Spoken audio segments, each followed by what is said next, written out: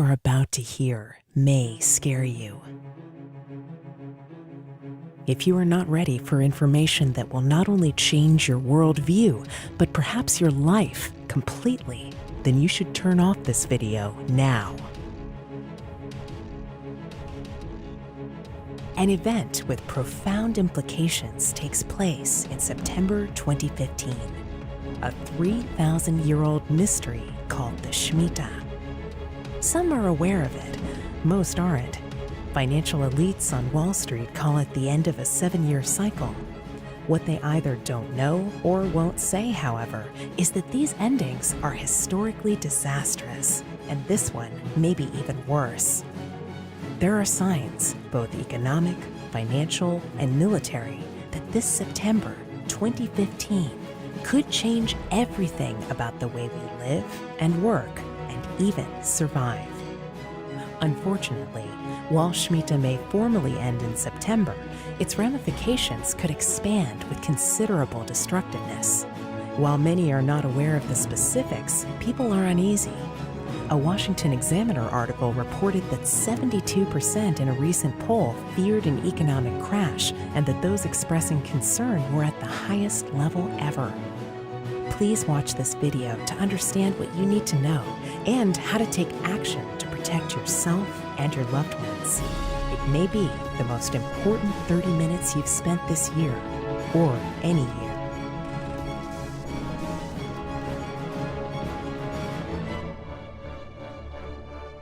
One man has been consistently making calls about the future in finance, money, and politics for decades.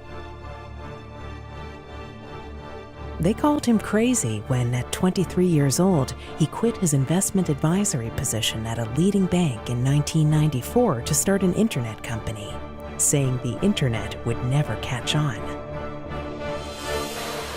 Now, you might recall Canadian financial information website provider Stockhouse Media. Now the company has received a multi-million-dollar windfall. Canadian media mogul Conrad Black, Hollinger International, took a 9% stake in the internet startup.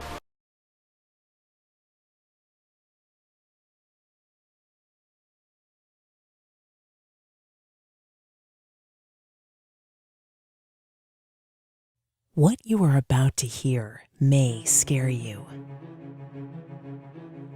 If you are not ready for information that will not only change your worldview, but perhaps your life completely, then you should turn off this video now. An event with profound implications takes place in September 2015, a 3,000-year-old mystery called the Shemitah. Some are aware of it, most aren't. Financial elites on Wall Street call it the end of a 7-year cycle. What they either don't know or won't say, however, is that these endings are historically disastrous, and this one may be even worse.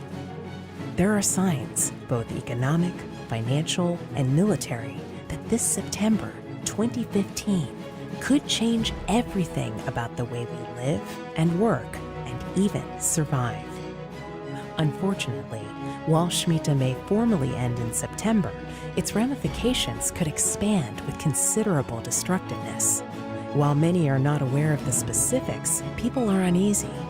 A Washington Examiner article reported that 72% in a recent poll feared an economic crash and that those expressing concern were at the highest level ever. Please watch this video to understand what you need to know and how to take action to protect yourself and your loved ones. It may be the most important 30 minutes you've spent this year, or any year.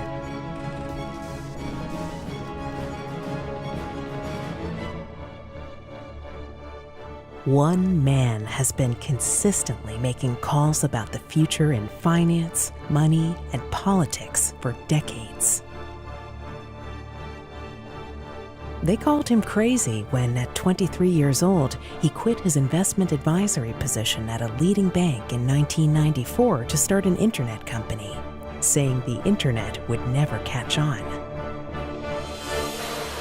Now, you might recall Canadian financial information website provider Stockhouse Media. Now the company has received a multi-million-dollar windfall. Canadian media mogul Conrad Black, Hollinger International, took a 9% stake in the internet startup. This evening's guest is Jeff Berwick. He is the president of Stockhouse.com. This is a large company that has had a phenomenal growth rate. They're now in 5 countries. They are receiving now 60 million hits a month.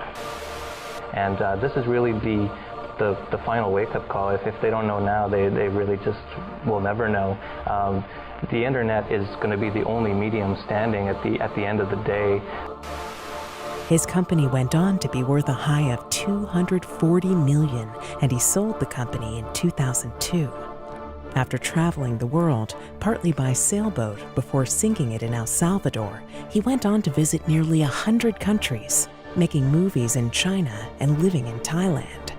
By 2009, he began a free market newsletter warning of a complete US dollar collapse within a decade. Again, they called him crazy.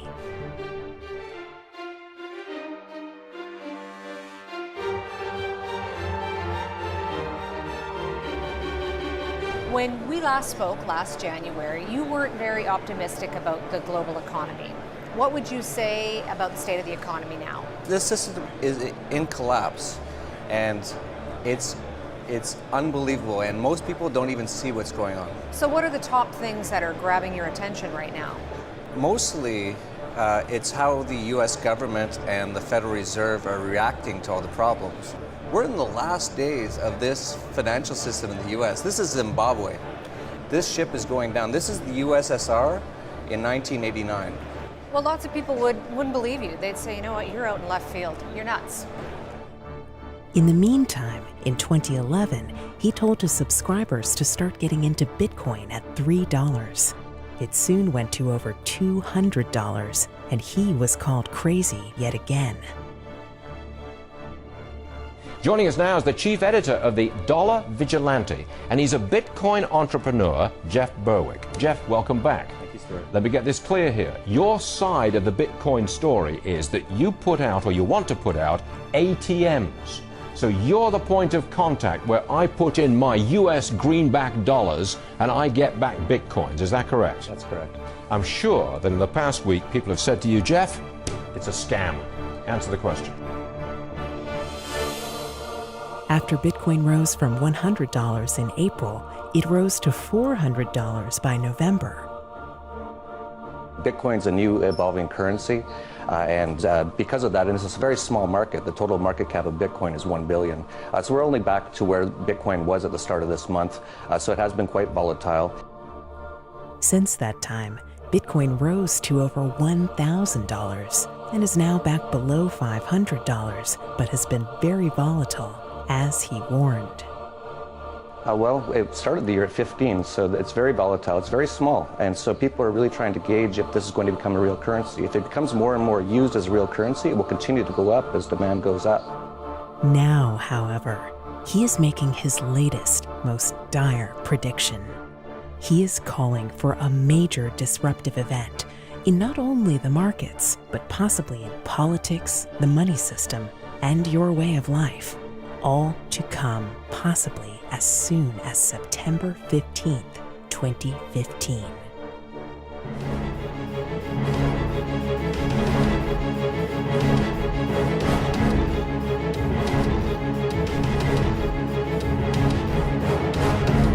It is a pleasure to have back on with us world-famous adventurer, entrepreneur, investor, and writer, Jeff Berwick. This may be our most important show yet, so let's get right into this, as you're not going to want to miss what Jeff Berwick has to say today. And, Jeff, you've never been shy about telling people your opinions, but your latest pronouncement may be your boldest yet.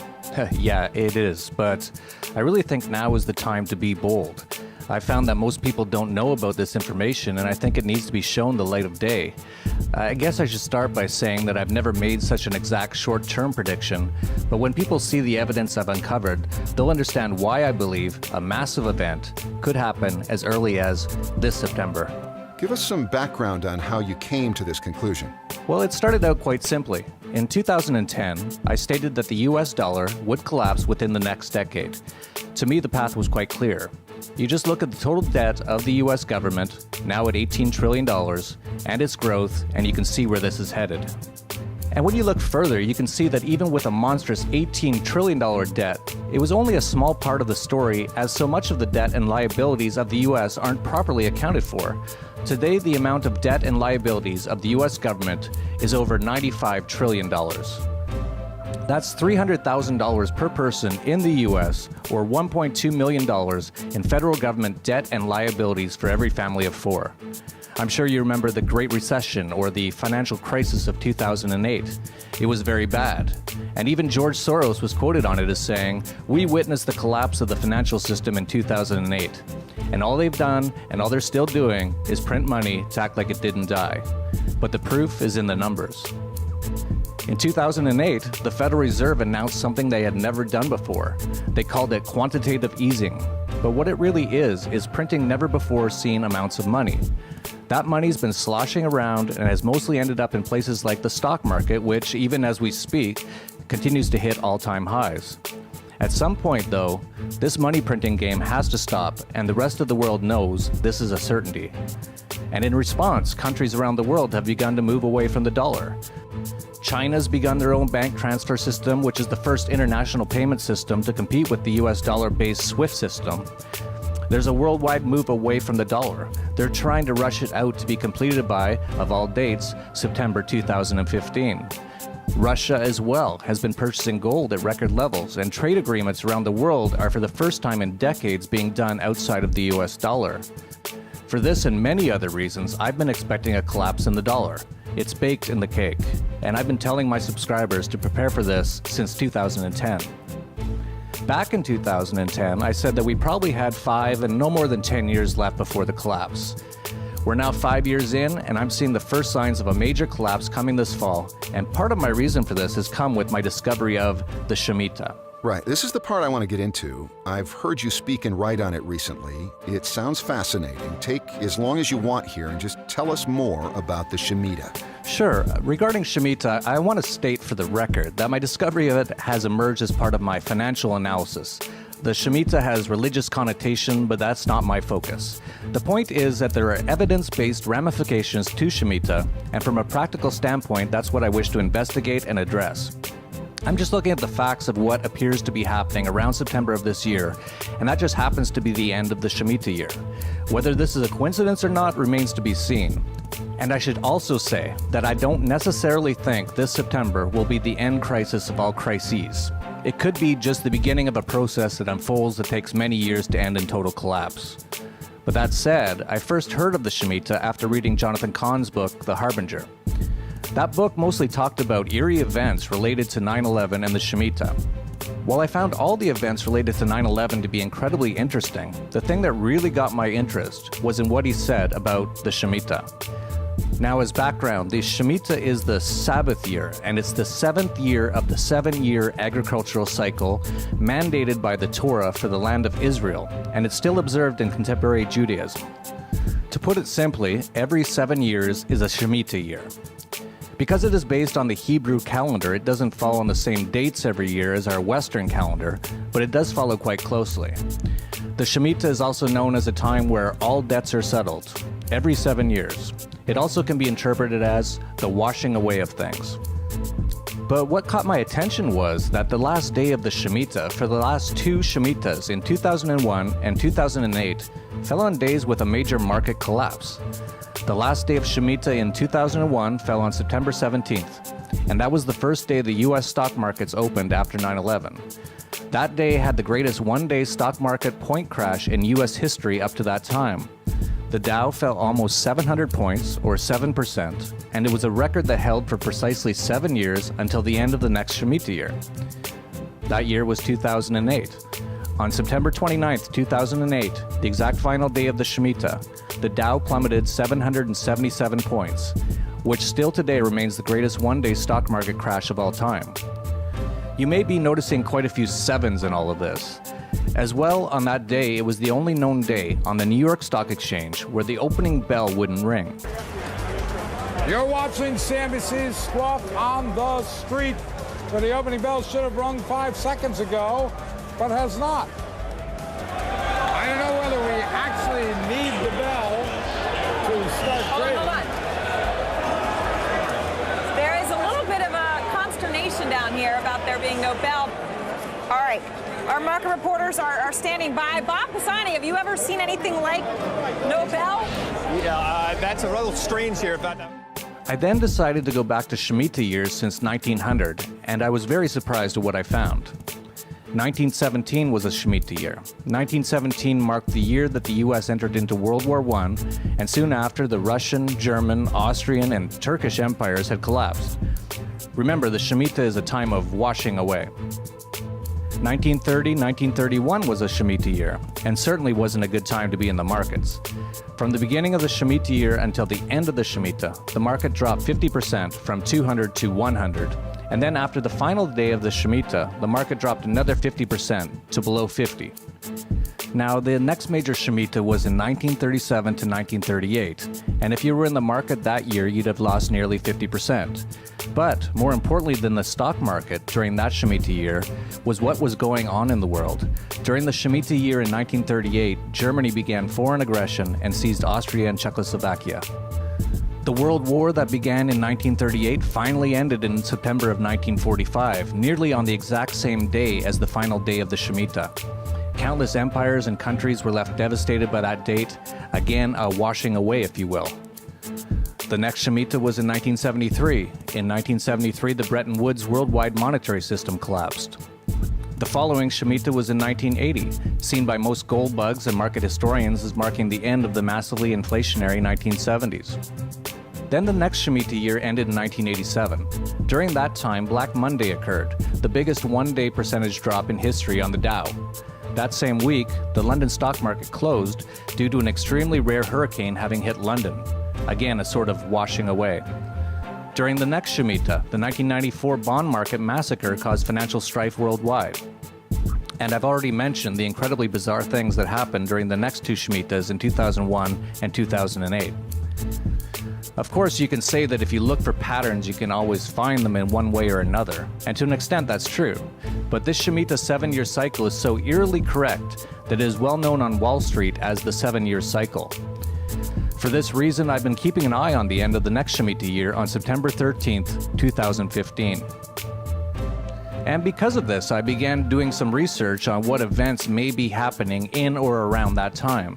And the amount of bizarre things scheduled for this coming September is what convinced me something is being planned for this fall. Yes. Everything you've covered so far is the past. Let's talk about the present and near future. Well, I decided to begin looking up the days on or around September 13th of this year to see if I could find any interesting events, and it didn't take long before I found numerous events, all happening on or around that date of major significance. The first thing I found was that the United Nations opens its 70th session of the UN General Assembly on September 15th in New York City. World leaders from around the world will be attending. They call it their Jubilee session. Now, I didn't mention this yet, but every 7th Shemitah, or in other words, every 7th 7-year period, or after every 49 years, is called the Jubilee year, every 50 years. In the Jubilee, according to Jewish religion, it is the year when God, supposedly, gives back land taken away from their ancestors to them. Of note, in the last Jubilee, in 1967, Israel won the 7-Day War when Israel defeated Jordan and captured the West Bank, defeated Egypt and captured the Gaza Strip and the Sinai Peninsula, and defeated Syria and captured the Golan Heights. Looking even further back to the prior Jubilee year in 1918, the British Empire took back Jerusalem from the Turkish Ottoman Empire. And so in both prior Jubilee years, there was a major development in Israel. The next Jubilee year starts on September 14th of this year. As well, in September, the UN plans to launch a new plan for managing the entire globe called the Sustainable Development Summit from September 25th to 27th. Some of the biggest names on the planet, including Pope Francis, will be speaking at this summit. The focus of this plan is to expand the scope of global governance. Global governance can also be defined as one world government or a new world order. The Pope, interestingly enough, will be busy in the US all of September, as on September 15th, the Pope will also be speaking at the UN, and then on September 24th, he'll also be speaking at the US Congress. The next thing I notice is that Jade Helm, a massive, unprecedented rollout of the U.S. military inside of the U.S., runs from July 15th until September 15th. This is particularly interesting in that there always seems to be a drill being run by the government during when an actual crisis occurs. Jade Helm has already begun in preparations, and the amount of military equipment being amassed in the U.S. is truly mind-boggling. There's a lot of speculation that this amount of military buildup in the American South is in preparation for some sort of civil unrest. That speculation built when a number of Walmart stores recently closed on the same day across the southern U.S. with no notice due to plumbing problems and are said to remain closed for 6 months. This fueled speculation that it's to be used for some sort of detention center for unrest. They said they wouldn't reopen for 6 months, which just happens to be after September. But it gets stranger and stranger. Recently, the New York-based Federal Reserve announced it's moving its operations outside of New York to Chicago because of concerns about a natural disaster. One might ask, what natural disaster are they expecting in New York that they aren't expecting in Chicago? Then, after the Fed's recent Federal Open Market Committee meeting, it took the highly unusual act of removing all calendar references from its post-meeting statement. Normally, in the post-meeting statement, they include calendar events for upcoming important dates like the next meeting. This time they didn't, and they just alluded that a date range for their long-awaited 0.25% rate hike, which alone can almost teeter the entire financial and monetary system loaded with debt, would likely be in the fall. But while they didn't put any dates of future meetings in their post-meeting notes, they do have dates on their website of upcoming meetings. According to their site, the next meeting will be held just after the Shemitah on September 16th and 17th. Meanwhile, the U.S. federal government is buying another 62 million rounds of ammunition commonly used in AR-15s for training purposes, and NORAD announced that it is moving back into the Cheyenne Mountains because it is EMP hardened, leaving one to ask why NORAD is moving into the mountains to protect against a major attack at this time. It certainly appears as though a lot is happening, all surrounding this September. Absolutely, and the list of strangeness goes on and on. There was the strange 7-minute speech by Christine Lagarde of the IMF talking about numerology and the number 7 that she made in January of last year. She started the speech by saying, "As you can tell, I do what I'm told." And she went on to say, "I want to test your numerology skills on the magic number 7. Most of you know that is quite a number." Thank you so much. Merci beaucoup. As you can tell, I do as I'm told. Numerology skills, by asking you to think about the magic 7. Okay? Most of you will know that 7 is quite a number in all sorts of themes, religions. That's a strange speech about numerology and the number 7 coming from the managing director of the IMF. There was also French Foreign Minister Laurent Fabius, who made a bizarre speech in 2014, stating that we are on the edge of a climatic abyss. We are, all of you know it, on the edge of a climatic abyss. In fact, we have 500 days to avoid a climate chaos. Out of curiosity, I added up the days from that speech, and 500 days from it lands on September 23rd, 2015. Yet no one questioned him why 500 days exactly. You can find many more examples like this. Everything seems to be gravitating towards this September. Something's going on. What that is anyone's guess.